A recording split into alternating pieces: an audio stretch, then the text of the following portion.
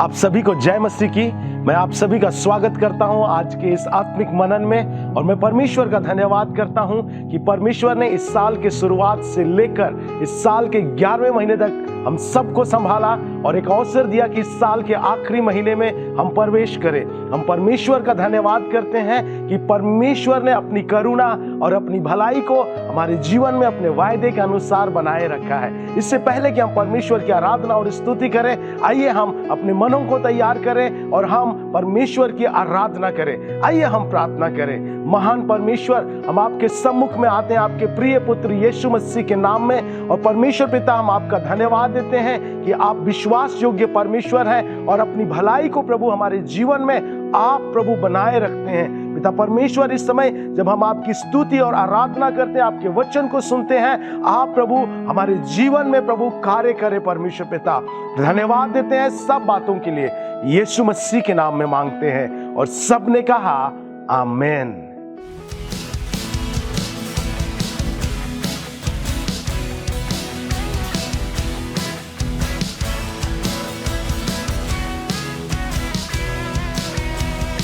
क्रूस पर प्रेम की सजा, तूने हाथों पर नाम मेरा लिखा। देखो क्रूस पर प्रेम की सजा, तूने हाथों पर नाम मेरा लिखा। मुझसे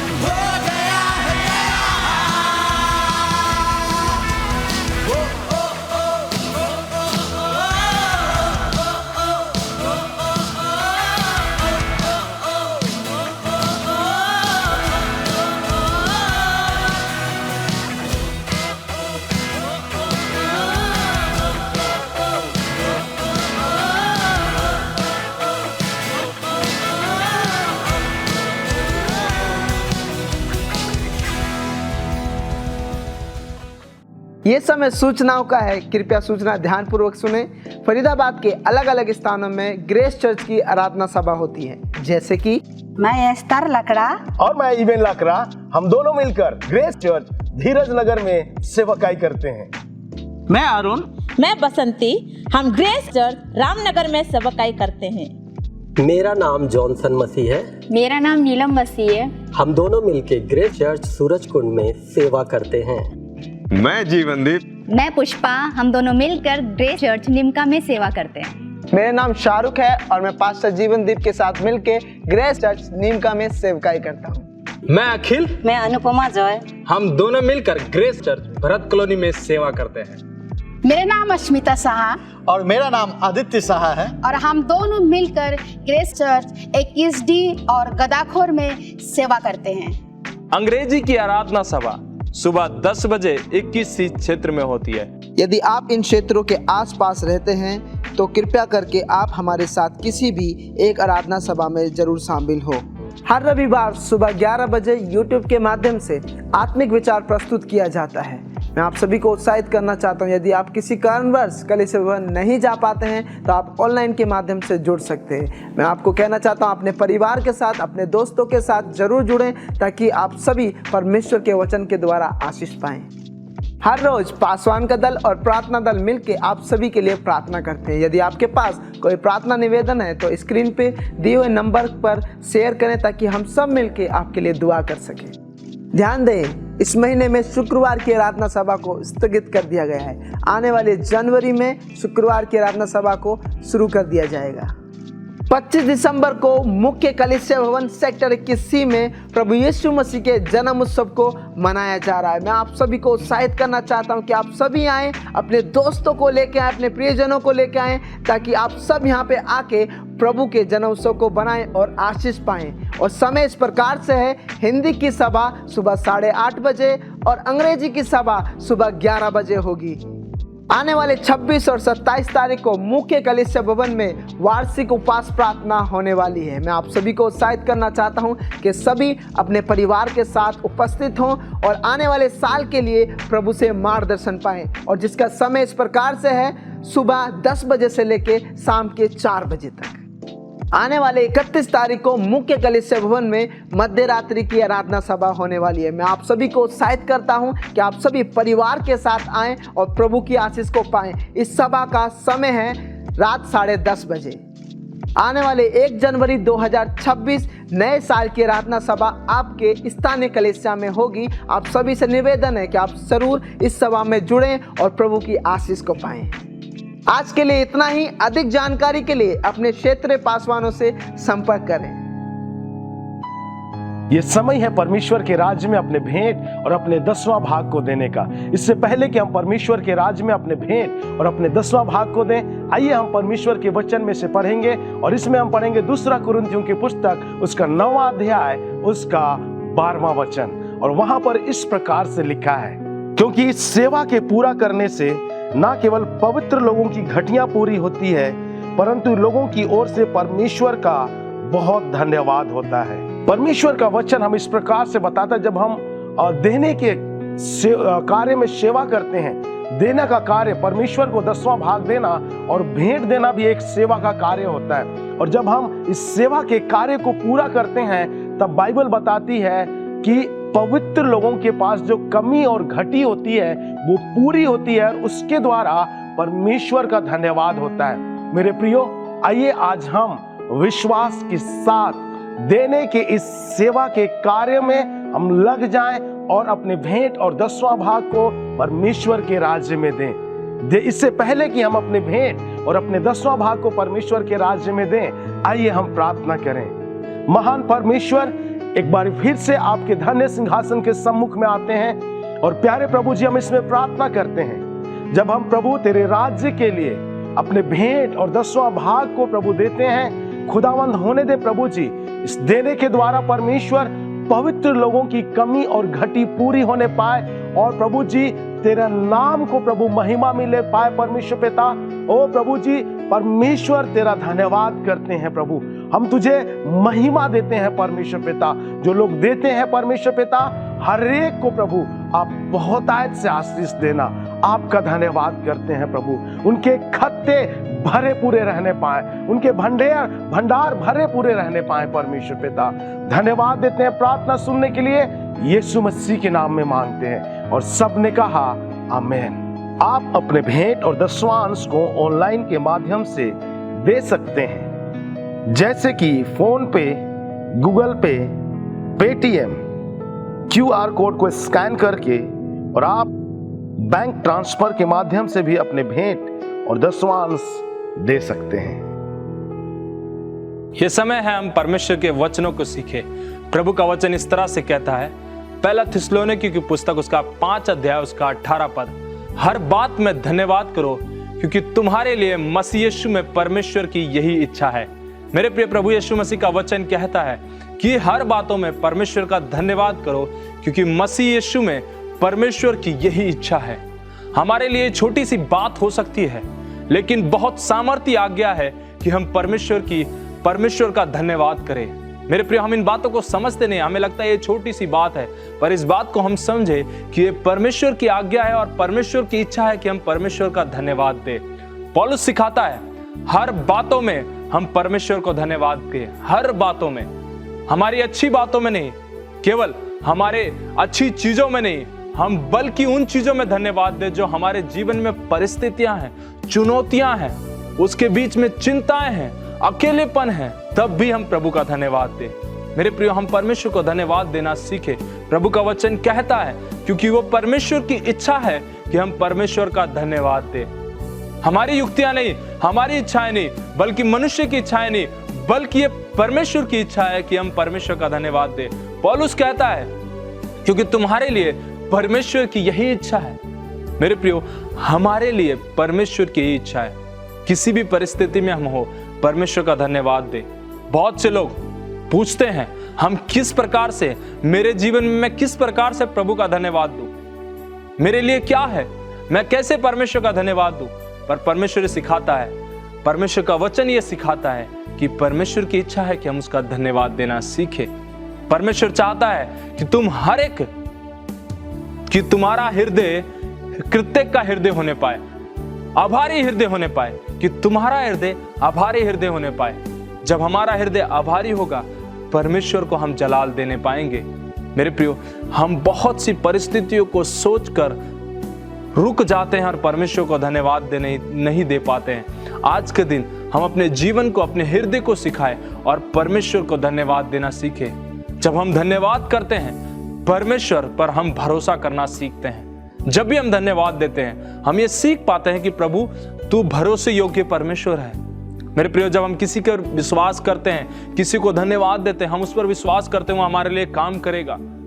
उसी तरह से हम जब परमेश्वर का धन्यवाद करते हैं, हम इन बातों को सीख पाते हैं कि परमेश्वर पे हमें भरोसा करनी चाहिए। क्यों हर बातों में हम धन्यवाद करें, क्यों चीजों में हम धन्यवाद करें, हमें इन बातों को समझना है, क्यों हम धन्यवाद करना सीखें। परमेश्वर नियंत्रण में है, इसलिए हम परमेश्वर का धन्यवाद करना सीखें।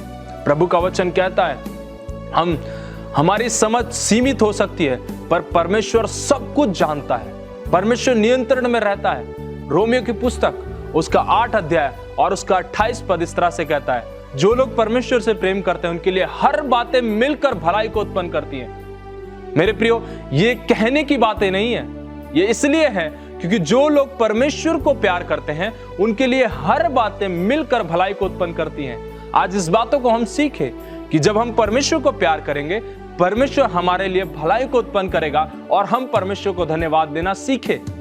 धन्यवाद हमारे विश्वास को बढ़ाता है। धन्यवाद हमें सिखाता है कि हम अपने मन से याद रखें कि परमेश्वर धन्यवाद के योग्य है। हमारे हृदय को हम सिखाए कि हमारा परमेश्वर आभारी परमेश्वर है।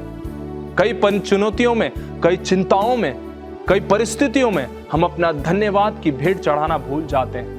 मेरे प्रियो, हम प्रभु को धन्यवाद दें, चाहे हमारा दुख हो, चाहे हमारा अच्छाई हो, हम परमेश्वर को धन्यवाद देना सीखें। धन्यवाद हमारे जीवन में शांति को लेकर आता है, हमें सुकून देता है।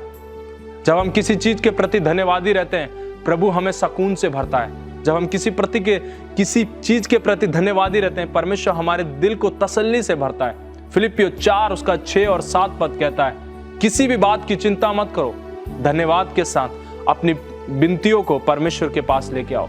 किसी भी बात की चिंता मत करो। कई बार हम बहुत सी बातों का चिंता करते हैं, बहुत सी चीजों से निराश होते हैं। मैं आपको उत्साहित करूंगा, आज के दिन किसी भी बात की चिंता ना करें, केवल परमेश्वर के पास धन्यवाद की भेंट लेकर जाए। मेरे प्रियो, वो परमेश्वर सुंदर है, वो पावन है। जब हम उसको अपनी भेंट की अपना धन्यवाद का भेंट जब हम उसको चढ़ाते हैं, प्रभु हमारे जीवन में आशीषों को दुगना लेकर आता है। मेरे प्रिय, अपने कठिन परिस्थिति समय पर भी हम प्रभु का धन्यवाद देना सीखें। हमारी परिस्थितियां कैसी भी हों, प्रभु का धन्यवाद देना सीखें। हर बात में परमेश्वर का धन्यवाद करें, हर चीजों में प्रभु का धन्यवाद करें, हर परिस्थितियों में, क्योंकि परमेश्वर उन परिस्थितियों के बीच में उनका नियंत्रण रखना जानता है। मेरे प्रियो, हम जिस भी परिस्थिति में हो, उस परिस्थिति में धन्यवाद देना सीखें। अय्यूब के जीवन की एक कथन जो मैं आपको बताना चाहता हूं। अय्यूब अपनी परिस्थिति में होने के बावजूद भी प्रभु को धन्यवाद देता रहा, और प्रभु उस परिस्थिति में रहकर उससे दुगने हकदार का आशीष कर दिया। आज हमारे जीवन में, हमारी परिस्थितियों के बीच में हमारा परमेश्वर है। हम धन्यवाद देंगे, प्रभु हमारी परिस्थितियों को बदलेगा। बीमारी हमारे जीवन से दूर जाती है, क्योंकि परमेश्वर चंगा करने वाला है। हमारी जरूरतें हमें छोड़कर जाती है, क्योंकि यहोवा यिरे हमारी पूर्ति करने वाला परमेश्वर है। संघर्ष से हम चल रहे हैं, इस बात को समझना है कि हमारा सहायक हमारे साथ है, किसी भी परिस्थिति में हमें छोड़ता नहीं है। कई बार हमें लगता है चुनौतियों को देखकर, कई बार हमें लगता है निराशाओं को देखकर, कई बार हमें लगता है पड़ोसियों को, दोस्तों, परिवार को देखकर कि सब कुछ खत्म हो रहा है। चिंता करने की बात नहीं है, क्योंकि प्रभु का वचन कहता है हर एक बात प्रभु के सामने रखी जाए, क्योंकि परमेश्वर को तुम्हारी चिंता है। जो बोझ से दबे हैं वो मेरे पास आओ, क्योंकि मुझे तुम्हारी चिंता है। मेरे प्रिय, आज परमेश्वर को आपकी और मेरी चिंता है। इब्रानियों की पुस्तक उसका 13 अध्याय उसका 5 पद पढ़ लीजिएगा। प्रभु का वचन कहता है कि ना मैं तुझे छोड़ूंगा और ना मैं तुझे त्यागूंगा। कोई भी चीज परमेश्वर आपको त्यागने वाला नहीं है, परमेश्वर आपको और मुझे छोड़ने वाला नहीं है। क्यों दाऊद इस बात को बार बार हमें समझाता है? हे मेरे मन, प्रभु की आराधना कर। हे मेरे मन, परमेश्वर को धन्य गए। इसलिए कहता है क्योंकि वो जानता है कि परमेश्वर हमारी हर एक चीजों में धन्यवाद के योग्य है। हमारे आनंद के समय नहीं, हमारे अच्छाई के समय नहीं, हमारे खुशी के समय नहीं, जब हमारे बच्चे अच्छे हों, जब हम स्वस्थ हों, तब नहीं। हम जिस परिस्थिति में हो उस समय भी प्रभु धन्यवाद के योग्य है। हमारी चुनौतियों के समय में भी प्रभु धन्यवाद योग्य है। आइए हम अपने धन्यवाद की भेंट ये साल खत्म होने से पहले बेहतर प्रभु के लिए लेकर आए। मेरे प्रियो, उन बातों को याद करें, बीते साल, बीते महीने जो प्रभु ने आपके लिए किया, कोई नहीं कर सकता था। मेरे प्रियो, आइए हम अपने आप को अर्पण करें। आज हम अपने जीवन को सिखाएं, हर एक परिस्थिति में, हर एक चुनौतियों में, हर एक दुख संकट में हम प्रभु का धन्यवाद करेंगे। दाऊद इस बात को सिखाता है। आज मैं और आप अपने मन को सिखाएं। हे मेरे मन, प्रभु की आराधना कर। आइए हम प्रार्थना करें। ऐ आसमानी बाप, प्रभु तेरी हजूरी में आते नम्रता और दीनता के साथ परमेश्वर, इस समय हम प्रार्थना करते हैं प्रभु, हमारे हृदय, हमारे मन को तू सिखा। हे मेरे मन, परमेश्वर की आराधना कर।